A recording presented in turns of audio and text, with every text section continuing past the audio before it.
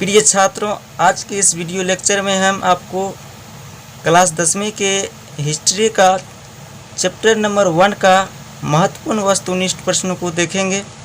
आप वीडियो को शुरू से अंत तक ज़रूर वॉच कीजिएगा। आपको आने वाले एग्ज़ाम में यही क्वेश्चन देखने को मिलेगा। चैप्टर का नाम है यूरोप में राष्ट्रवाद। फर्स्ट क्वेश्चन को देखते हैं।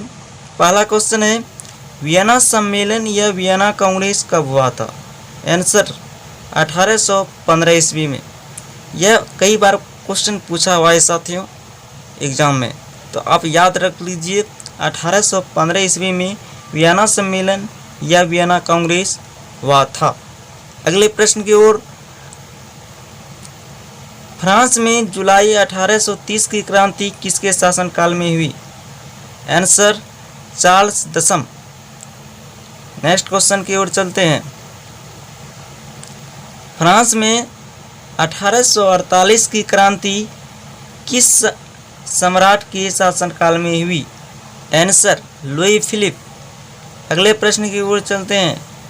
इटली में एक गुप्त दल का संगठन किया गया था, उस दल का क्या नाम दिया गया? Answer Carbonari. अगले क्वेश्चन की ओर चलते हैं। यंग इटली की स्थापना किसने की थी? आंसर मेजनी ने। यंग इटली की स्थापना किसने की थी? मेजनी ने। अगले प्रश्न की ओर चलते हैं। यंग यूरोप नामक संगठन की स्थापना किसने और कब की थी? आंसर याद रखिएगा, मेजनी ने 1834 ईस्वी में। अगले प्रश्न की ओर चलिए। क्रीमिया युद्ध कब हुआ था? 1853-54 में। यह भी क्वेश्चन इम्पोर्टेंट है, यह भी कई बार पूछा हुआ है। अगले प्रश्न की ओर चलते हैं।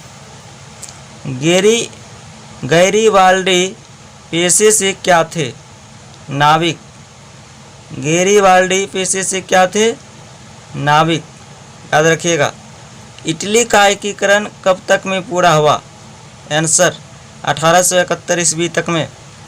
अगले प्रश्न की ओर चलते हैं। इटली के एकीकरण की तलवार किसे कहा जाता है? गैरीबाल्डी को।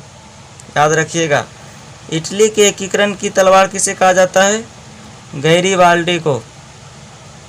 अगले प्रश्न की ओर। इटली के एकीकरण का पैगंबर किसे कहा जाता है? आंसर मेजनी को।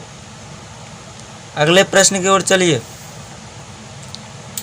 जर्मनी में व्यापारियों के आर्थिक संगठन को क्या कहा जाता है? जालवेरिन। अगले प्रश्न की ओर चलिए। जर्मनी का एकीकरण किसने किया? बिस्मार्क ने। यह भी कई बार एग्जाम में क्वेश्चन पूछा हुआ है। जर्मनी का एकीकरण बिस्मार्क ने किया है। अगला क्वेश्चन देखते हैं दोस्तों। जर्मनी के एकीकरण के लिए बिस्मार्क ने किस सिद्धांत को अपनाया? आंसर रक्त और शस्त्र की नीति। अगले क्वेश्चन की ओर चलिए। जर्मनी के एकीकरण के लिए बिस्मार्क ने डेनमार्क के साथ अपना पहला युद्ध कब किया था? आंसर 1864 ईस्वी में। अगले प्रश्न की ओर चलिए। जर्मनी के एकीकरण के लिए बिस्मार्क ने दूसरा युद्ध कब और किसके साथ किया? आंसर 1866 ईस्वी में ऑस्ट्रिया के साथ। अगले प्रश्न की ओर चलिए।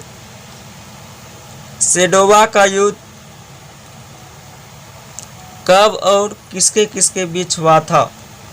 आंसर याद रखिएगा, 1866 ईस्वी में ऑस्ट्रिया प्रशा के बीच। अगले क्वेश्चन की ओर चलिए। सेडोवा का युद्ध कब और किसके किसके बीच हुआ था? 1866 ईस्वी में ऑस्ट्रिया प्रशा के बीच। अगला प्रश्न। फ्रांस प्रशा युद्ध कब हुआ था? 1870-71 ईस्वी में। अगले प्रश्न की ओर चलिए। सेडौन का युद्ध कब और किसके किसके बीच में हुआ था? 1870-71 ईस्वी में फ्रांस और प्रशा के बीच। अगले प्रश्न की ओर चलिए। जर्मनी का एकीकरण कब तक में पूरा हुआ? 1871 ईस्वी तक में।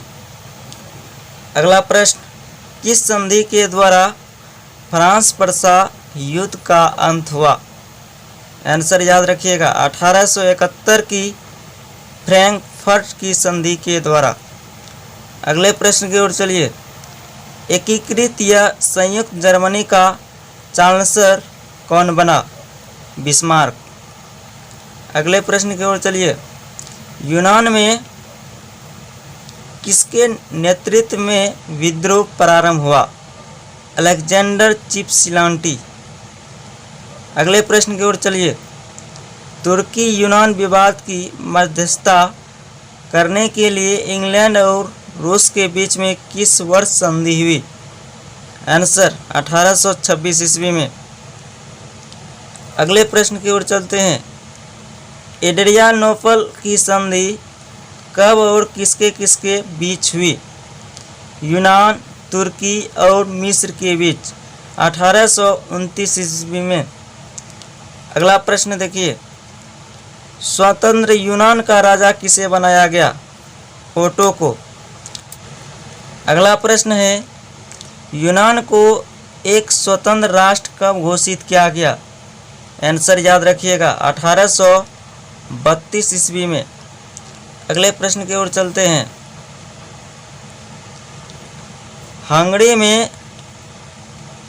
हंगरी में राष्ट्रीय आंदोलन का नेतृत्व किसने किया?